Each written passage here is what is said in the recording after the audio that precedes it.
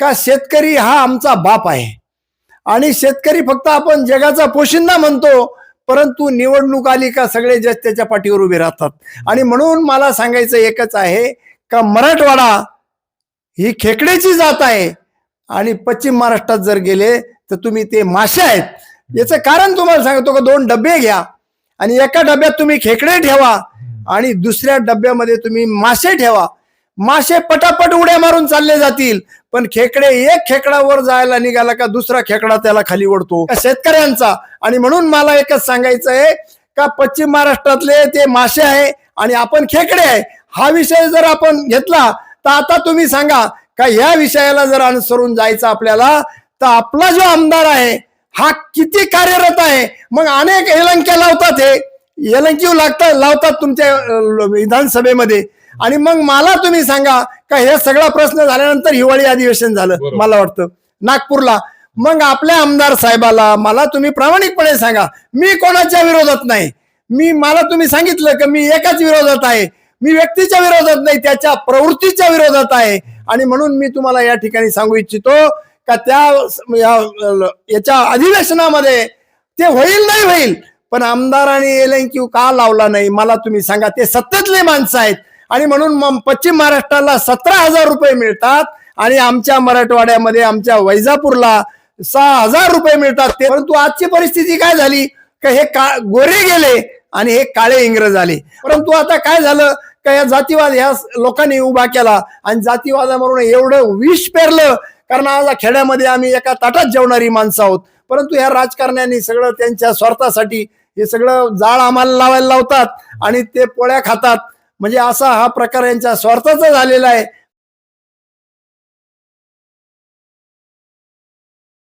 नमस्कार मित्रांनो, आज जिल्हा परिषदेच्या रणसंग्राम या कार्यक्रमामध्ये आपल्यासोबत बोलण्यासाठी चंद्रकांत पाटील कटारे आहेत.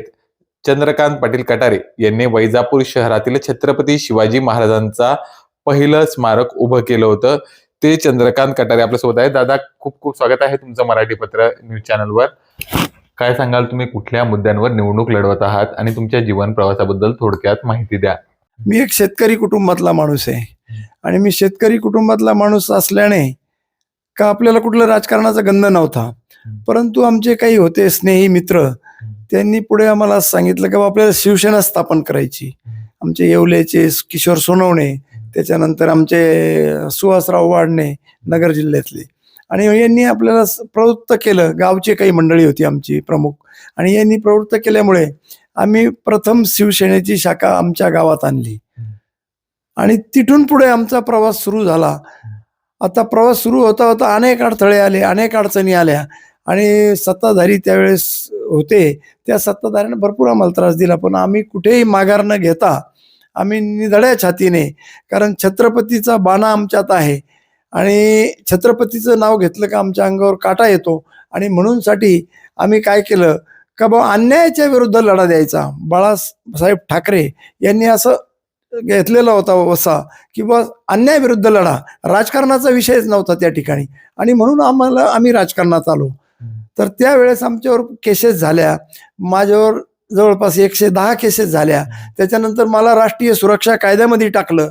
आम्ही 40 दिवस मी जेलमध्ये होतो, कुठलंही काही कारण नसताना, म्हणजे फक्त एनशा टाकून मला अडकवण्यात आलं होतं. तर अशा पद्धतीचा हे सगळा प्रवास आहे माझा.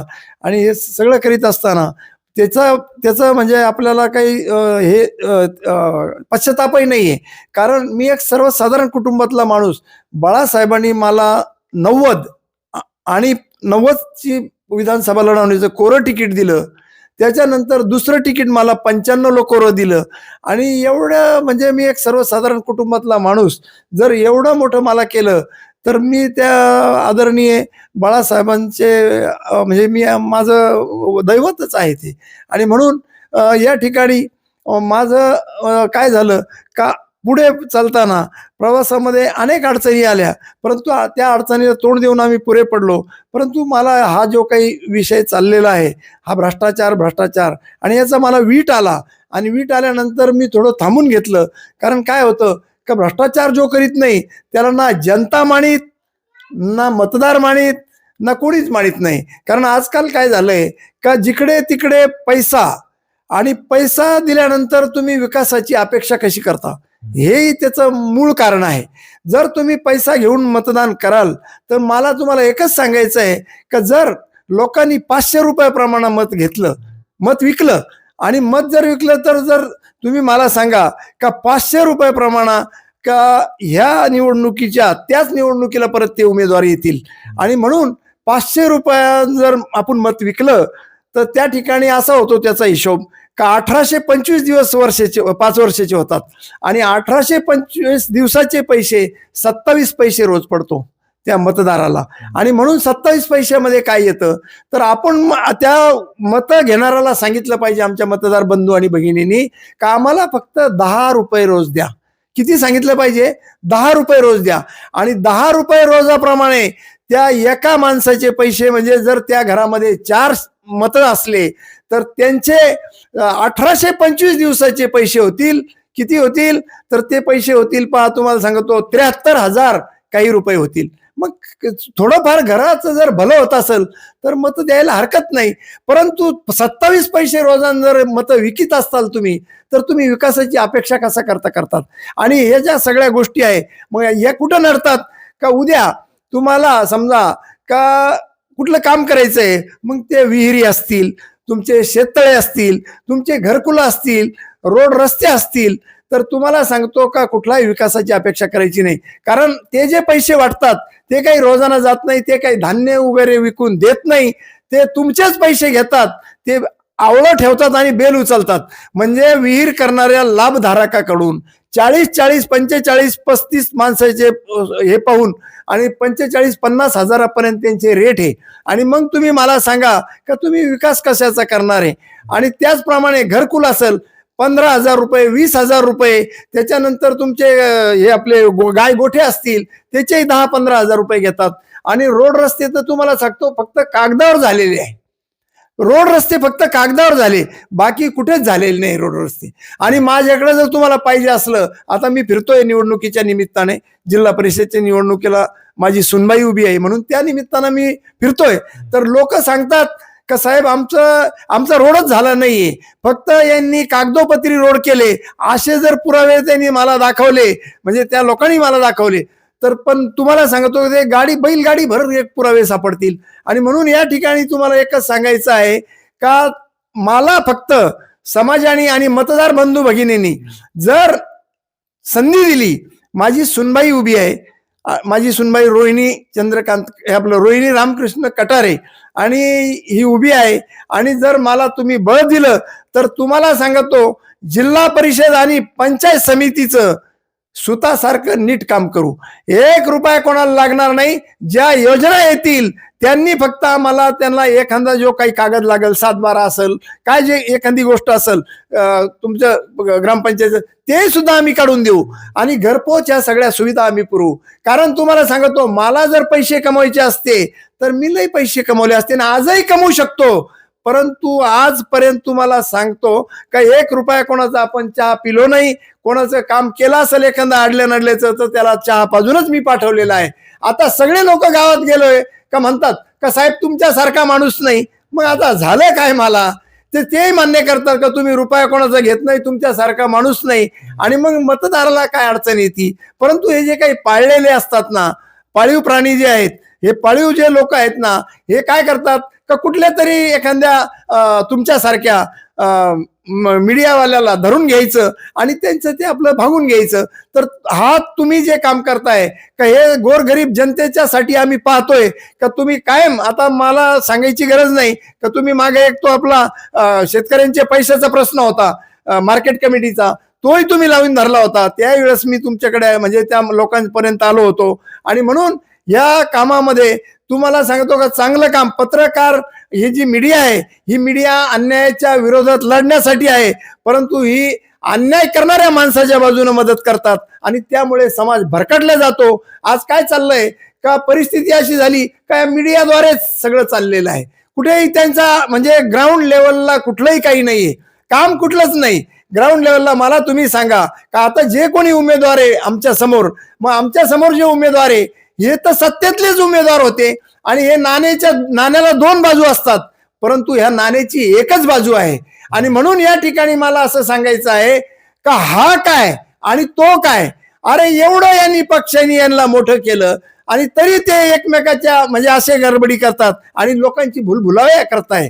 आणि म्हणून मला या ठिकाणी एकच सांगायचं तुम्हाला का ह्या भुलभुलाव्याला आमचा तालुका, आमचं सर्कल इतकं स्वाभिमानी आहे का त्याचा म्हणजे अंदाज नाही. मागच्या वेळेस तुम्हाला माहित आहे आणि माहित असलेल्या गोष्टी लोकांना आठवण करून दिल्या पाहिजे, कारण हे काढायचं नसतं पण आठवण असली पाहिजे का मागच्या वेळामध्ये आमच्या जरूर मतदार गणामध्ये का त्या ठिकाणी तुम्हाला सांगतो का एक सर्वसाधारण शेतकऱ्याचा माणूस काढून दिला आणि त्या ठिकाणी जे आहे तर आमदाराला पाडलं. कारण आता मी आहे या ठिकाणी, माझी सुनबाई उभी आहे. सुनबाई ही निमित्त कारण आहे, एक म्हणजे निमित्त कारण आहे, परंतु करता करविता मीच आहे. आणि म्हणून या ठिकाणी सांगायचं असं आहे का त्यावेळेस लोकांनी आमदाराला पाडलं आणि या वेळेमध्ये तुम्हाला सांगतो का उद्या कमी जास्त मतदारांनी केलं तर आमची सुनबाई पडणार नाही का आमची सुनबाई निवडून येणार नाही.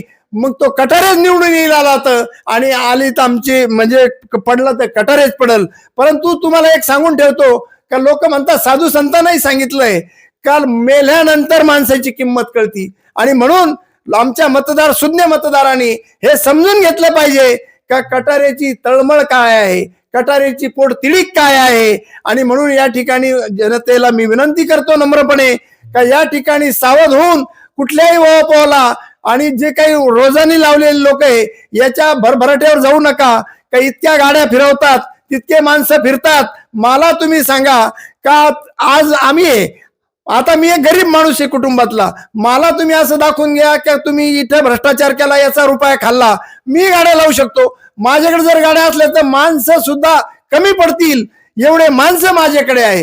परंतु आज काय झालं का बेगडी कारभार, बेगडाचा किती वेळ प्रभाव असतो हे आपल्याला माहित आहे का. आता जर बेगडं लावले तर 4 वाजेनंतर त्यांचं काहीच राहत नाही. आणि म्हणून या ठिकाणी मला एकच सांगायचं या माध्यमातून का आपण जर सुज्ञ लोक असाल, काय होतं काही इतकं गळ्यापर्यंत बुडलेले माणसं आहेत कर्जानी बाजारानी, आणि म्हणून ते काय करतात का कोणाला तरी एखाद्या धन दांडग्याला धरून राहतात आणि म्हणून त्या छाया छत्रेखाली ते राहतात. तसं आमचे गरीब लोक आहे ते आतून माझ्या बरोबर आहे. आता या मीडियाना काय सांगायचं सांगू द्या, काय व्हायचं असेल ते होऊ द्या. परंतु तुम्हाला सांगतो का आम्ही जसे आहे का जसे होते आपले छत्रपती बरोबर जे मावळे होते तसे माझ्या बरोबर मावळे आहे. मना धना तनाचे आहेत, धन नाही पण मन आणि तन लावणारी लोक माझ्याकडे आहे. ते प्राणाची बाजू लावतील परंतु मला कधीच सोडणार नाही. आणि म्हणून या ठिकाणी जे आहे तर ही कळकळीची विनंती आहे तुम्हाला का बाबा हो, जो हा विषय आहे हा घर भरण्याचा नाही. लोक म्हणतात सभेमध्ये किंवा पुढे सांगतात का संधी आली तर संधीचं सोनं करू, परंतु तुम्हाला या ठिकाणी सांगू इच्छितो का मला संधीचं सोनं करायचं नाही, म्हणजे सोनं करायचं म्हणजे घर भरून घ्यायचं सोन्यानं, मला ते करायचं नाही. मला जर तुम्ही संधी दिली तर संधी दिल्यानंतर मला या तुमच्या ऋणातून मुक्त होण्यासाठी मी निवडणूक लढवत आहे, दुसरं कुठलंही कारण नाही. आणि का म्हणजे तुम्हाला हे माहित आहे का कटारे फाटका जरूर आहे, फाटेल मी जरूर आहे पण बाटेल नाही. याची तू बोलताना आणि हे सगळं म्हणजे हे करताना तुम्ही याची जाण ठेवली पाहिजे. आणि म्हणून आम्ही ध्यानी वेडे लोक आहे. वेडा माणूस काय करता असतो हे तुम्हाला माहित आहे का. ज्या ज्या लोकांनी या देशामध्ये लढा केला ते वेडे होते आणि जर ते वेडे नसते हा देशही राहिला नसता. आणि म्हणून या ठिकाणी वेड्या लोकांनी का तुम्हाला सांगतो प्रतापराव गुजरासारखे म्हणजे छत्रपती बरोबर माणसं होते, तुमच्या मधुकर मेहतरा सारखे माणसं होते. त्या ठिकाणी पेटारेतून जेव्हा छत्रपती शिवाजी महाराजांवर म्हणजे जीवाची बाजी लावण्याचा प्रश्न आला त्या वेळेमध्ये आज बापाला सुद्धा पोरगा वाचवायला तयार नाही, पोराला सुद्धा बाप वाचवायला तयार नाही. परंतु त्या ठिकाणी तुम्हाला सांगतो का मुस्लिम समाजाच्या माणसाने जेव्हा आग्र्याहून पेटारे पसार होत असताना मिठाईचे तर त्या पेटाऱ्यामध्ये छत्रपती शिवाजी महाराजांना काढून दिलं आणि ते स्वतः छत्रपती शिवाजी महाराजांच्या जागेवर जाऊन झोपले. त्यावेळची ती शाहू फुले आंबेडकरांचे विचार आमच्या डोक्यात आहे. आणि म्हणून आम्हाला जातीवादाचा आमच्या डोक्यात विषय नाही. आता इतकं जातीपातीचं राजकारण झालं का हे पार खालच्या थराला गेलं. आणि तुम्हाला सांगतो का हे खालच्या थराला गेलेलं राजकारण सर्वसाधारण माणूस भीतोय आणि म्हणून त्याच्या पाठीशी उभं राहण्यासाठी खंबीरपणे आम्ही या ठिकाणी राजकारणामध्ये आता उतरलो आहेत. आणि आता तुम्हाला सांगतो आर या पार आम्ही निवडणूक लढवतोय. फक्त आर पार म्हणजे काय का शेवटच्या क्षणापर्यंत आमची हटायची काही विषय नाही. आणि जरी कोणी काही प्रयत्न केला असा तसा तर त्यांनी याद ठेवायची का गाठ जनतेशी राहील आणि गाठ कटाऱ्याशी राहील. कारण आम्ही कोणाचे लाचार नाही आणि आमचं कोणी नादही करू नये. नाद करू नये म्हणजे काय, आम्ही गरीब आहे पण तुम्हाला सांगितलं फाटेल आहे पण बाटेल नाही. आणि म्हणून असा आमचा एक विषय आहे राजकारणाचा. तर त्यासाठी तुम्ही जे हा विषय मग ते छोटे छोटे विषय असतील, मग ते तुमचा रोड रस्ता असेल. आता जिल्हा परिषदेमध्ये आमदाराला जसे अधिकार आहे तेवढेच अधिकार जिल्हा परिषदेला आहे. फक्त तो एक ठरलेला म्हणजे ज्याला म्हणतो आपण एक गट असतो आणि त्या गटापुरते अधिकार जिल्हा परिषदेला असतात आणि आमदाराला जे आहे ते पूर्ण तालुक्याचे असतात. म्हणून कामं जर करायचे ठरले तर तुम्हाला सांगतो मी काय कोणाला सांगून काम करणारा माणूस नाहीये. माझी डायरेक्ट संपर्क आहे आणि डायरेक्ट संपर्क असल्यामुळे तुम्ही फक्त मला कल्पना द्यायची का हे एवढं काम आमचं करायचंय साहेब.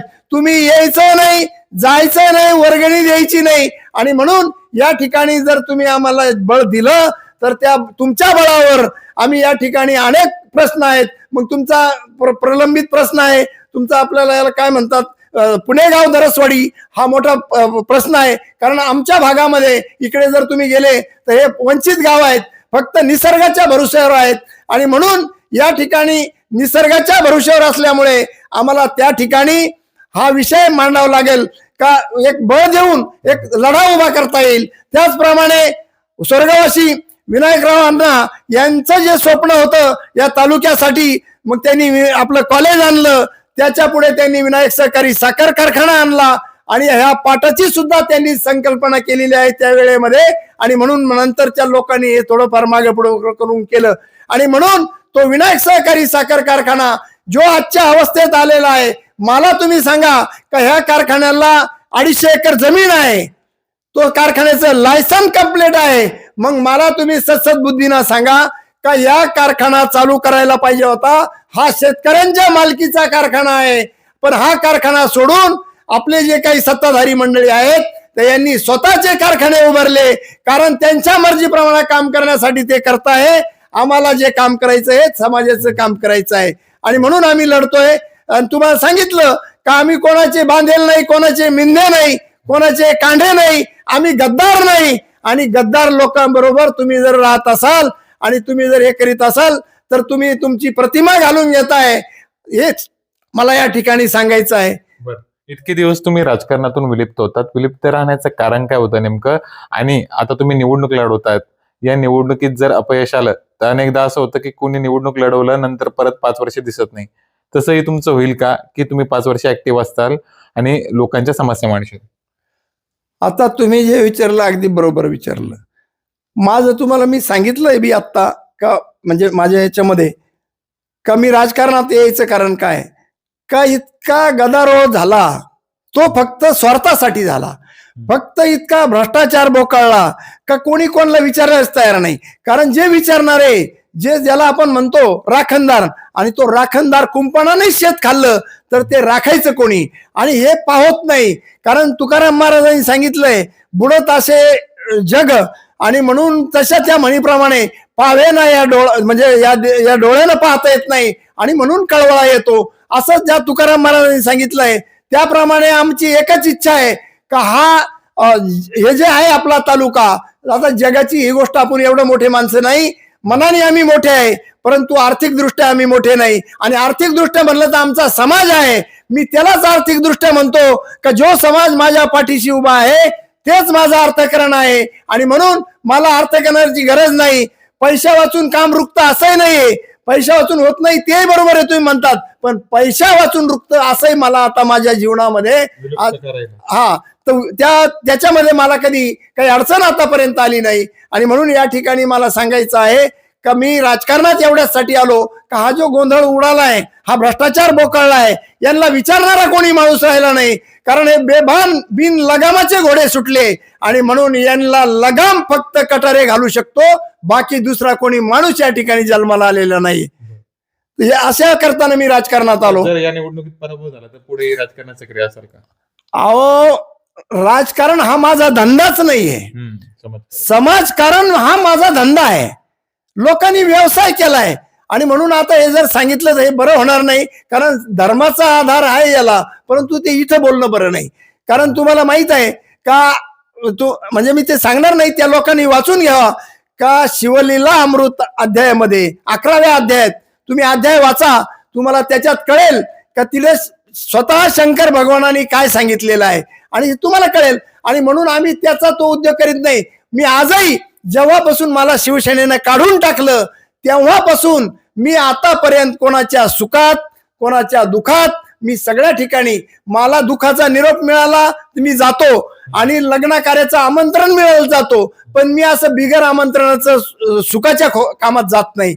हे माझं पहिल्यापासूनचं ध्येय आहे, माझं धोरण आहे. कारण मी त्या बाळासाहेबांच्या तालमीत वाढलेला शिवसैनिक आहे आणि शिवसैनिक ते होते, त्यावेळेचे होते.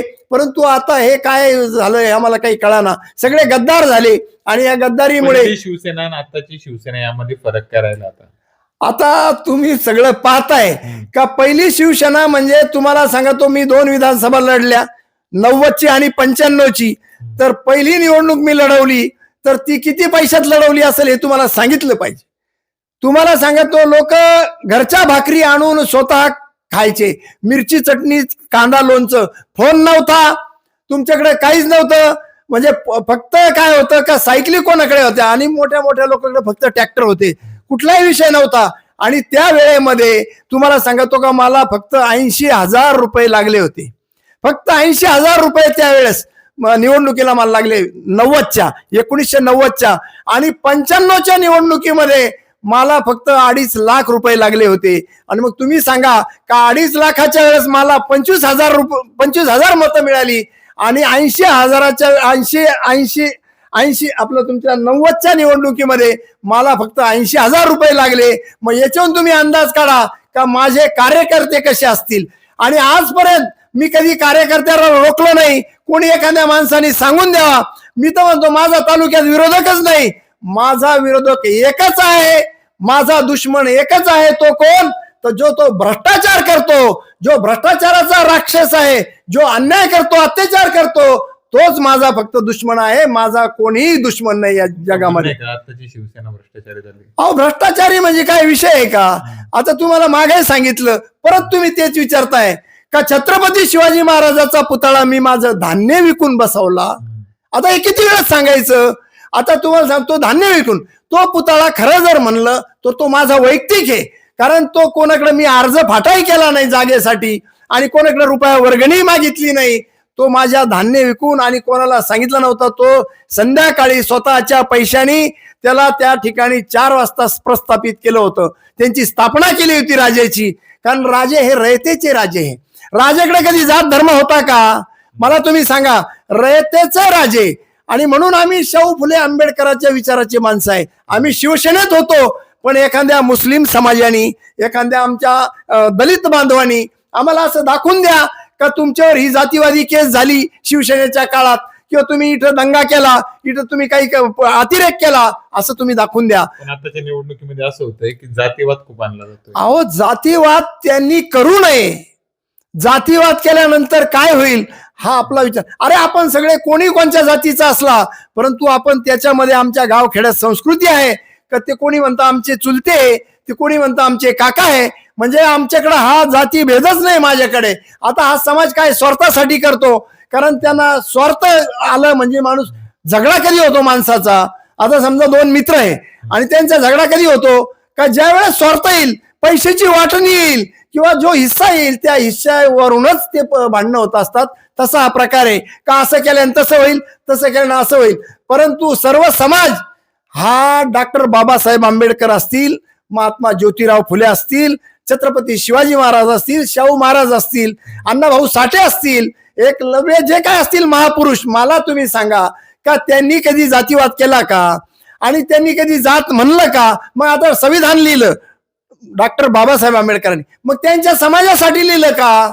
हे सगळ्यांसाठी लिहिलं. रयतेचे राजे छत्रपती शिवाजी महाराज यांनी जे हे सगळं रान पेटवलं हा धर्म जपण्यासाठी. आणि मग तुम्ही मला एक सांगा का यांनी कधी का म्हणजे जातीवर कधी काही केलं का? जातीचं कधी काही लवलेस आणला का त्या ठिकाणी? त्यांनी रयत म्हणलं, त्यांनी मावळे म्हणलं, मग ह्या जातीचा तो आहे, त्या जातीचा तो आहे असं कधी त्यांनी म्हणलं. आणि जे महात्मा ज्योतिराव फुले, सावित्रीबाई फुले यांनी जे शिक्षणाचं म्हणजे सुरुवात केली, शिक्षणाचं म्हणजे जी मुहूर्तमेढ केली, आणि त्या वेळेमध्ये मला तुम्ही सांगा का या ठिकाणी मला सांगायचं असं आहे का त्यांनी काय त्यांच्या जातीसाठी केलं का? जातीपातीचं राजकारण त्या लोकांनी केलं नाही. शाहू महाराजांचे एवढे उपकार आहे, डॉक्टर बाबासाहेब आंबेडकरांचे एवढे.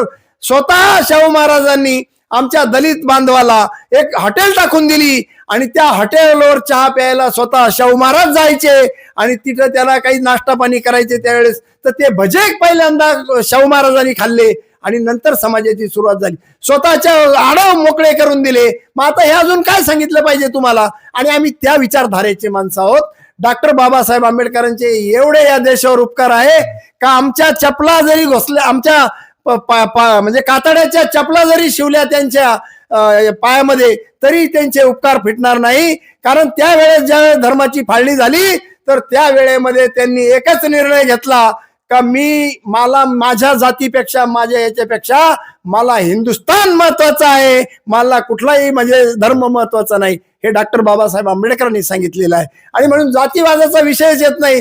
परंतु आता काय झालं का या जातीवाद ह्या लोकांनी उभा केला, आणि जातीवादावरून एवढं विष पेरलं. कारण आज खेड्यामध्ये आम्ही एका ताटात जेवणारी माणसं आहोत, परंतु ह्या राजकारण्यांनी सगळं त्यांच्या स्वार्थासाठी हे सगळं जाळ आम्हाला लावायला लावतात, आणि ते पोळ्या खातात. म्हणजे असा हा प्रकार यांच्या स्वार्थाचा झालेला आहे. तर एवढंच या ठिकाणी मला सांगायचं आहे. बरं, आता तुम्ही शेतकऱ्यांचा मुद्दा घेतला कांद्याच्या आंदोलनात. आम्ही ते आंदोलन दाखवलं, त्यात 2 कोटी जवळपास 1,90,00,000 शेतकऱ्यांना भेटले, परंतु संघर्ष सोपा नव्हता. इतके दिवस शेतकऱ्यांनी ते आंदोलन केलं म्हणून शेतकऱ्यांचे पैसे मिळाले.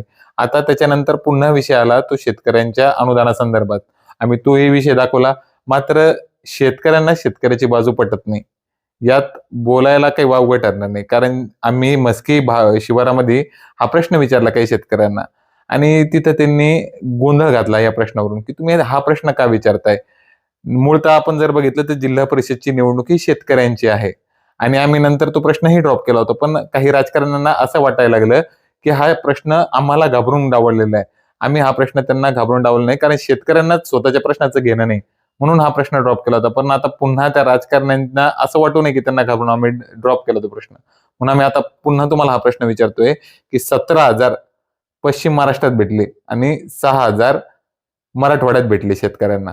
हा अन्याय झालाय शेतकऱ्यांवरून, आणि तुम्ही त्या आंदोलनाला पण आले होते.